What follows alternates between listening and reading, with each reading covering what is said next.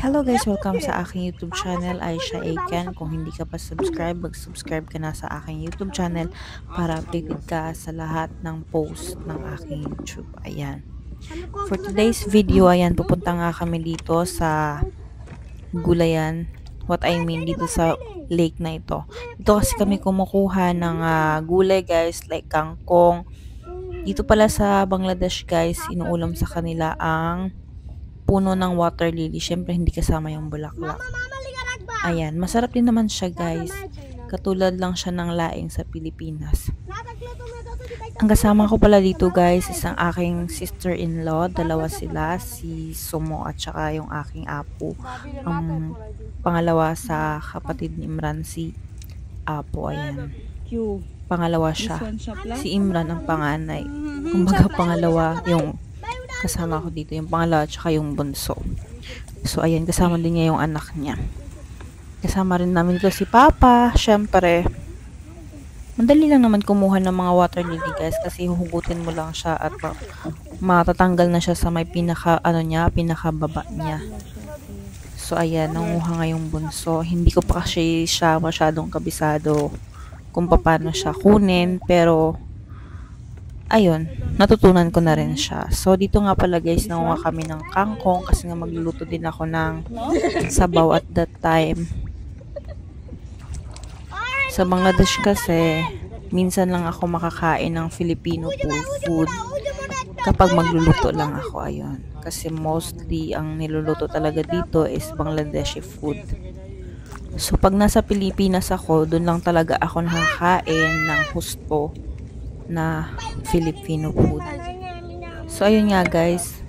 Ang dami namin kukunin dito kasi nga dadalhin din sa city, sa proper ng Bangladesh, sa Dhaka, ng kapatid ni Imran yung most na makukuha namin dito. Kasi nga, ayun, papasalubong niya daw doon sa mga relatives ng asawa niya. Dito nga pala guys, sa aming pinagkuhaan, sobrang ganda ng tawanawin. May kita mo talaga. Kaya binivideohan ko din para makita nyo at updated kayo sa mga video ng kung gaano din kaganda ang Bangladesh. Dati akala ko na hindi siya maganda, pero nung nagstay ako dito, unti-unti kong nakikita yung kagandahan ng Bangladesh. Ayan. At grabe, ito sa lang na malapit lang to sa bahay namin. Sobrang ganda niya. Pero ito dito sa side na to, dapat pag summer dito pala guys, siya tuyo, wala siyang tubig, as in wala siyang tubig, dry na dry kasi palayan yan lahat eh. Nung nung parang ulan na sa kanila, ganyan na yung nangyari. Kaya daw, every year ganyan siya, may tubig. Tapos pag may tubig, tumutubo yung mga water lily, tapos doon sila nangunguha ng water lily. Pag may tubig daw dito guys, meron din siyang mga isda, maliliit. Kaya minsan may kita kami na may nanghuhuli ng mga isda. Kahit maliliit na isda ay kinukuha nila dito para maiulam din. Ang mga ilog pala dito guys is maraming isda. Dito tulad sa Pilipinas, sa dagat lang may isda. Dito sa ilog nila merong mga isda, maliliit, malalaki, iba-ibang klase. Marami silang klase ng isda. Ayan. Minsan may kita rin ako dito kung nangunguha sila ng mga water lily para ibenta sa mga palengke ditong malapit para magkapera sila. Meron naman yung iba, nanguha sila ng maliliit na isda para ipunin nila para may maiulam sila. Sa Bangladesh kasi guys, ang mga lalaki talagang sila ng tahanan nila, talagang nagtatrabaho sila para sa pamilya nila. Di tulad sa atin dito sa Pilipinas, ang babae nasa ibang bansa para magtrabaho, ang lalaki ay nasa tahanan naman. Baliktad, 'di ba? Pero hindi ko naman nila lahat kasi meron naman tayong mga Pilipino na masisipag din. Kaya ayun. I'm not judging anyone, pero yun yung nakikita ko sa iba. Siya nga pala guys, kung gusto nyo palang bumili ng aming product, clothing product, guys. You can subscribe or follow our Facebook page, Can of Run Wholesaler. Lagi kaming nagpo-post, lagi kaming nag-live kung mga anong mga new arrival.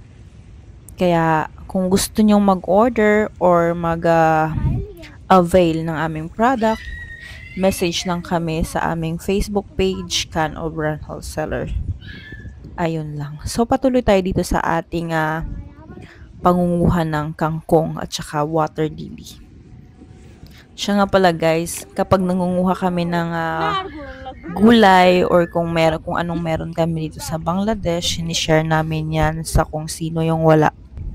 At ang kagandahan pa dito, guys, kapag kung sino yung wala at kung sino yung meron, alam nila, binibigyan talaga nila. Di tulad sa atin sa Pilipinas, nag-aantay pa kung sino yung magbibigay. Dito napakababait ng mga tao, napakamababait. Doon alam na nila yung gagawin nila, kaya masasabi kong mababait talaga ang mga Bangladeshi. As in.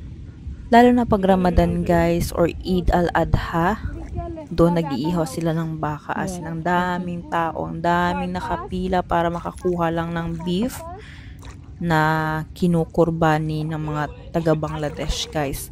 Grabe, alam mo, may kita mo yung mga Bangladeshi na nakapila, makakuha lang sila ng beef, yung ganon. Grabe talaga. Pag Eid al-Adha pala sa Bangladesh, guys, bumibili din pala sila ng mga paputok. At syempre, masaya din pala pag Eid al-Adha dun sa Bangladesh. Di katulad dito sa Pilipinas, nasa bahay lang tayo, kain lang kung anong meron, handa lang, ayun lang, picture, ayun lang. Sa Bangladesh, guys, ang ganda talaga ng pagkakaano ng tradisyon nila, kasi kinalakihan talaga nila na pag Eid al-Adha, nagbibigay sila ng beef, kada yung mga talagang walang-wala. Doon talaga ako pinakahanga. Ang babait talaga nila. Lalo na yung papa, yung mama ng aking asawa, yun. Napaka-helpful. At saka, syempre, mabait talaga sila. Kahit yung mga kapatid ng aking asawa, napaka-mababait talaga. Lalo na yung pangalawa. Lalo na yung bunso, kasi siya talaga yung nakakasama ko lagi sa bahay. Araw-araw.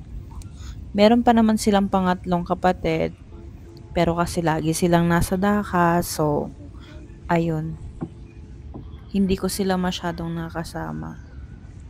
Yung pangalawang kapatid ni Imran, lagi ko naman siya nakasama kasi lagi silang pumupunta sa amin